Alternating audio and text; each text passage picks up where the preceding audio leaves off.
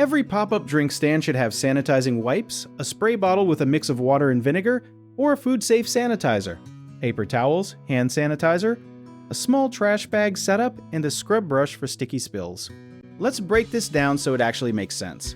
A pop-up drink stand deals with sugar, syrup, and ice, which means sticky messes happen constantly and normal water alone will not cut through them. That is why a mix of water and vinegar works so well, because the acid in vinegar breaks down sugar residue much faster than plain water can.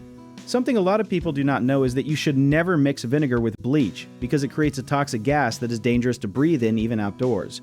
Paper towels are better than cloth rags for a drink stand because cloth rags hold bacteria longer, especially in hot weather, and they need proper washing to stay sanitary. Hand sanitizer matters just as much as surface cleaners, because you are handling cups, lids, and money all at the same time. A lot of new stand owners forget that ice bins need cleaning too, since melted ice sitting in a dirty bin can grow bacteria surprisingly fast.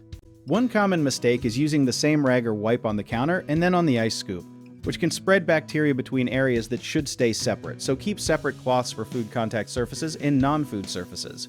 Another mistake is not letting sanitizer sit long enough on a surface before wiping it off, since most sanitizers need at least 30 seconds to actually kill germs, so always check the label and give it time. People also forget to clean spray nozzles and blender parts at the end of the day, and syrup can dry inside them overnight, so a quick rinse right after closing saves a lot of scrubbing the next morning. If you enjoyed this video, check out our online directories in the description below.